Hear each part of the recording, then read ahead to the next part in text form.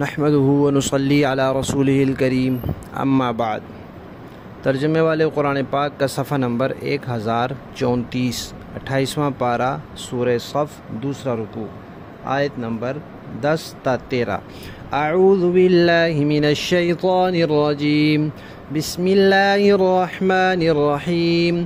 یا ایہا الذین آمنوا هل ادلکم علی تجارت تنجیکم من عذاب علیم تؤمنون باللہ ورسولہ وتجاہدون فی سبیل اللہ باموالکم وانفسکم ذالکم خیر لکم ان کنتم تعلمون یغفر لکم ذنوبکم ویدخلکم جنات تجری من تحتها الانہار ومساکن طیبة فی جنات عدن ذلك الفوز العظیم وأخرى تحبونها نصر من الله وفتح قریب وبشر المؤمنین۔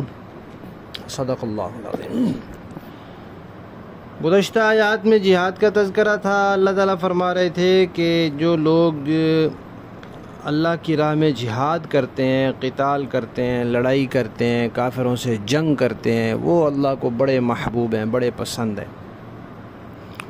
اب اللہ تعالیٰ ایمان والوں کو ترغیب دے رہے ہیں اسی جہاد کی کہ بھئی یہ جہاد ایسی تجارت ہے کہ جو آخرت کے دردناک عذاب سے نجات دینے والی ہے۔ دنیا کی تجارتیں ہوتی ہیں جو انسان کو دنیاوی فائدے پہنچاتی ہیں، اور مکہ والے جو تھے ان کی معیشت کا مدار بھی تجارت پر تھا، کیونکہ کھیت وغیرہ تو تھے نہیں وہاں، اور مدینہ میں کچھ باغات تھے۔ تو ان کو کہا گیا کہ بھئی تم لوگ ایک سفر تجارت کا سردی میں کرتے ہو، ایک گرمی میں کرتے ہو، کس لیے کرتے ہو؟ منافع کمانے کے لیے، زندگی کے گزران کے لیے۔ تو یہ تو دنیا کے لیے ہے فائدہ۔ اب ایک تجارت تمہیں ایسی بتاتے ہیں جو آخرت کے ہمیشہ کے عذاب سے نجات دلانے والی ہے۔ وہ کیا ہے؟ اللہ اور اس کے رسول پہ سچے دل سے ایمان لے آؤ اور اللہ کے راستے میں اپنے جان مال کے ساتھ جہاد کرو، یہ تمہارے لیے بہتر ہے۔ اور دوسری بات پچھلی آیات میں یہ آئی تھی کہ اللہ تعالیٰ نے اپنے دین کو غالب کرنے کے لیے بھیجا ہے۔ نبی پاک آئے ہیں تاکہ اللہ کا دین دنیا میں غالب ہو جائے، سارے دینوں پر غالب ہو جائے۔ تو یہ غالب کیسے ہوگا؟ اس نے غالب تو ہونا ہے، لیکن اس کے لیے مسلمانوں نے محنت کرنی ہے۔ نبیوں نے محنت کی ہے، صحابہ اکرام نے محنت کی ہے، لہذا مسلمانوں تم نے محنت کرنی ہے۔ دین کو، اسلام کو دلائل کے اعتبار سے تو غلبہ حاصل ہے، ہمیشہ رہے گا، لیکن دنیا کے اندر انتظامی غلبہ، اقتدار کا اور سیاسی غلبہ یہ تب ہوگا جب مسلمان وہ شرائط پوری کریں گے جو اللہ نے اس کے لیے رکھی ہیں، ان میں جہاد بھی شامل ہے۔ تو اس کا تذکرہ فرمایا کہ ایمان والو، کیا ایسی تجارت نہ بتلائیں تمہیں کہ جو تمہیں ہمیشہ کے عذاب سے، دردناک عذاب سے نجات دے دے؟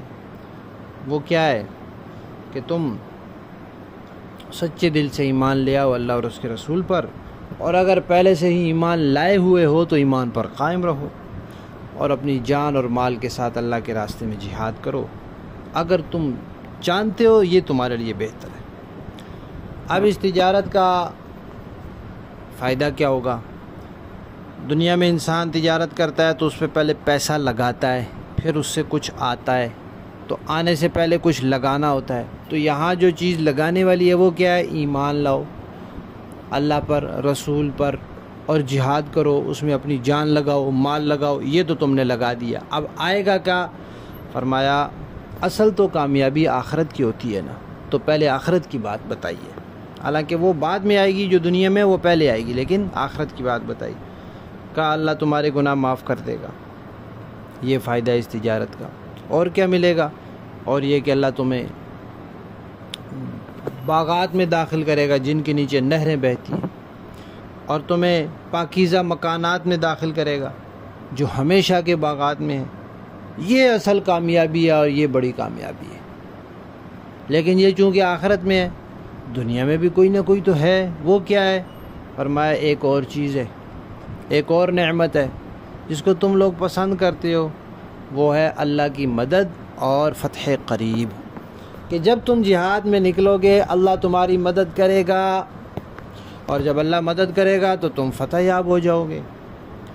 اور فرمایا کہ ایمان والوں کو خوشخبری دے دیجئے کہ جب وہ اللہ اور اس کے رسول کی بتائے ہوئے شرائط کو پورا کریں گے تو وہی غالب آئیں گے۔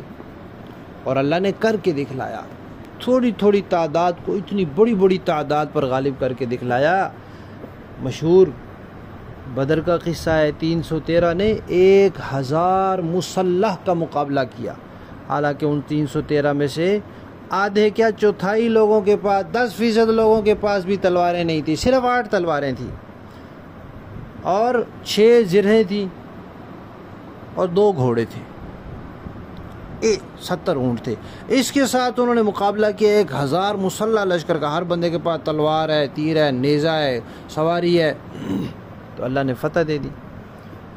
اسی طرح جو احد کی لڑائی تھی اس میں 700 تھے مسلمان اور کفار 3000 تھے، 4 گنا سے بھی زیادہ، تو فتح یاب ہو گئے۔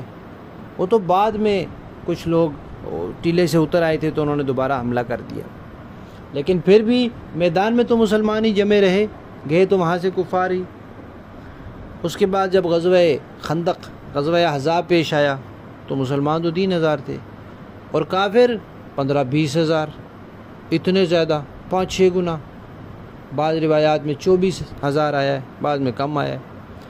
تو اتنے کافر اتنے دن مدینہ کا محاصرہ کیا اور بالآخر اللہ نے آندھی بھیجی اور وہ واپس چلے گئے۔ اسی طرح جب خیبر میں لڑائی ہوئی تو 1500-1600 مسلمان تھے اور 20,000 یہودی تھے، اللہ نے مسلمانوں کو فتح دی۔ پھر قادسیہ کی لڑائی ہوئی، 30,000 سے کچھ اوپر مسلمان تھے اور 1.25 لاکھ ایرانی تھے، 1.25 لاکھ، 4 گنا، اللہ نے مسلمانوں کو فتح دی۔ پھر یرموک کی لڑائی ہوئی، 32,000 مسلمان تھے اور 2 لاکھ رومی تھے، 6 گنا سے بھی زیادہ، 2 لاکھ، اور بعضوں نے تو 4 لاکھ لکھا ہے۔ تو اللہ نے فتح دی۔ تو اللہ تعالیٰ نے قرآن پاک میں خود فرما دیا کہ کم من فئۃ قلیلۃ غلبت فئۃ کثیرۃ بإذن اللہ، کتنی مرتبہ ایسے ہوا، کتنی جماعتیں ایسی جو تھوڑی ہیں اور بڑی جماعتوں پر غالب آ گئی اللہ کے حکم سے۔ تو یہاں بھی اللہ تعالیٰ نے فرمایا کہ بھئی جب تم یہ تجارت کرو گے نا اللہ کے ساتھ، یہ سوداگری کرو گے، یہ کاروبار کرو گے، تو پھر اس میں تمہیں بخشے گا بھی اللہ، تمہیں باغات بھی دے گا، پاکیزہ مکانات بھی دے گا، اور دنیا میں اللہ کی مدد بھی آئے گی اور تم فتح یاب بھی ہوگے۔ اس بات کی ایمان والوں کو خوشخبری سنا دیجیے۔ لفظی معنی دیکھیے، یا ایھا الذین آمنوا، اے ایمان والو۔ اب اس آیت میں ایمان کا لفظ 2 دفعہ آیا ہے اس مضمون میں، یعنی یہ آیت اور اگلی آیت، پہلے آیا آمنو پھر آیا تؤمنون۔ تو یہ ضابطہ ہے کہ جب ایک ہی جگہ ایک ہی بات 2 مرتبہ آئے تو دونوں جگہ اس کا الگ الگ معنی مراد ہوتا ہے، ایک ظاہری معنی مراد ہوتا ہے اور ایک حقیقی معنی۔ تو یہاں پہلے آمنو سے مراد اگر ایمان والے لیں تو پھر تؤمنون کا مطلب ہوگا تم ایمان پر قائم رہو، اور اگر پہلے ایمان سے مراد ظاہری اور زبان کا کلمہ پڑھنا مراد لیں تو دوسرے تؤمنون سے مراد ہوگا کہ دل و جان سے ایمان لاؤ۔ یا ایھا الذین آمنوا، اے ایمان والو، حل کیا، ادلکم، میں بتلاؤں تمہیں، دلالت کروں، اعلی تجارت، ایسی تجارت پر، تنجیکم، جو نجات دے دے تمہیں، من عذاب علیم، دردناک عذاب سے۔ تؤمنون، تم ایمان لاؤ، باللہ، اللہ پر، ورسولہ، اور اس کے رسول پر، وتجاہدون، اور جہاد کرو، فی سبیل اللہ، اللہ کی راہ میں، باموالکم، اپنے مالوں کے ساتھ، وانفسکم، اور اپنی جانوں کے ساتھ، ذالکم، یہ خیر، بہتر ہے، لکم، تمہارے لیے، ان کنتم، اگر تم ہو، تعلمون، جانتے، یعنی تمہیں کچھ سمجھ آیا تو یہی تمہارے لیے بہتر ہے۔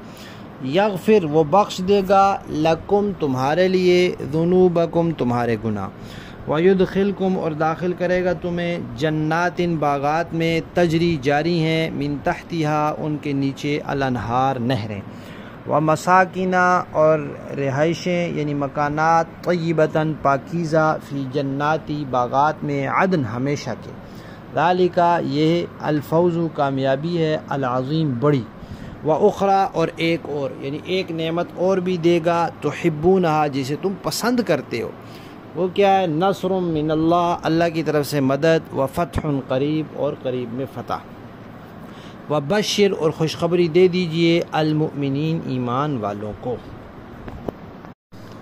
با محاورہ دیکھیں جی، یا ایھا الذین آمنوا هل ادلکم علی تجارۃ تنجیکم من عذاب علیم، اے ایمان والو کیا میں تمہیں ایک ایسی تجارت کا پتہ دوں جو تمہیں دردناک عذاب سے نجات دلا دے؟